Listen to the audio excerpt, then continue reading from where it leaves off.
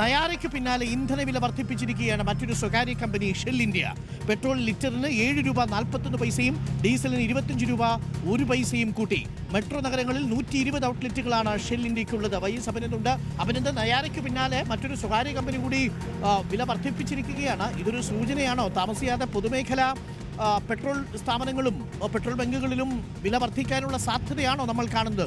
ഡീസലിനൊക്കെ വല്ലാതെ വില കൂട്ടിയിരിക്കുന്നല്ലോ ഷെൽ ഇന്ത്യ. വൈഎസ് അഭിനന്ദൻ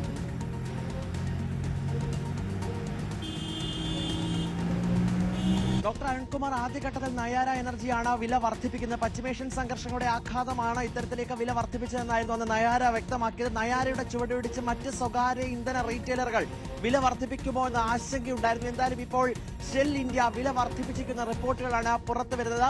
പെട്രോളിന് 7 രൂപ 41 പൈസയും ഡീസലിന് 25 രൂപ 1 പൈസയുമാണ് കൂട്ടിയത്. ഡീസലിന് 25 രൂപ കൂട്ടിയതാണ് ഏറ്റവും പ്രധാനപ്പെട്ട കാര്യം. അന്താരാഷ്ട്ര തലത്തിൽ ക്രൂഡ് ഓയിലിന് വില വർദ്ധിച്ചതാണ് ഇത്തരത്തിലേക്ക് വില വർദ്ധിപ്പിച്ചതാണ് ഷെൽ ഇന്ത്യ വൃത്തങ്ങൾ വ്യക്തമാക്കുകയും ചെയ്ത്. ഔദ്യോഗികമായിട്ട് വിശദീകരണം ഇപ്പോഴും പുറപ്പെടുവിച്ചിട്ടില്ല. രാജ്യത്ത് മെട്രോ നഗരങ്ങളിലായി 140 ഇന്ധന ഔട്ട്ലെറ്റുകൾ ഉള്ള ഒരു കമ്പനി കൂടിയാണ് ഷെൽ ഇന്ത്യ. അവിടെയാണ് ഇത്തരത്തിലേക്ക് ഡീസലിനുൾപ്പെടെ വലിയ വില വർധന ഉണ്ടായിരിക്കുന്നതാണ് ഏറ്റവും പ്രധാനപ്പെട്ട കാര്യം. പൊതുമേഖലാ സ്ഥാപനങ്ങളും ഇത് ചുവട് പിടിച്ച് വില വർദ്ധിപ്പിക്കുമോ എന്നാണ് നിലവിൽ ചോദ്യമായി മുന്നോട്ട് വെക്കുന്നത്. എന്തായാലും ഒരു തരത്തിലുള്ള പെട്രോൾ, ഡീസൽ, ഗാർഹിക LPG സിലിണ്ടറുകൾക്ക് വില വർധനം ഉണ്ടാകില്ല എന്ന് ആവർത്തിക്കുന്ന പ്രതികരണമാണ് കേന്ദ്ര പെട്രോളിയം മന്ത്രാലയത്തിന്റെ അടക്കം ഭാഗത്തു നിന്നും ഉണ്ടായിരിക്കുന്നത്. കേന്ദ്ര സർക്കാർ ഇന്നലെ നടത്തിയ വാർത്താ സമ്മേളനത്തിലടക്കം വ്യക്തമാക്കുന്നതും അത് തന്നെയാണ്. LPG പ്രതിസന്ധിയില്ല, ഇന്ധന വില വർധനവ് അത് ഉണ്ടാകില്ല എന്ന് വ്യക്തമാക്കുകയും ചെയ്യുമ്പോഴാണ് സ്വകാര്യ റീറ്റെയിലറുകൾ ഓരോ കമ്പനികൾ അത് ചുവട് പിടിച്ചുകൊണ്ട് വില വർദ്ധിപ്പിക്കുന്നുവെന്നാണ് ഏറ്റവും പ്രധാനപ്പെട്ട കാര്യം.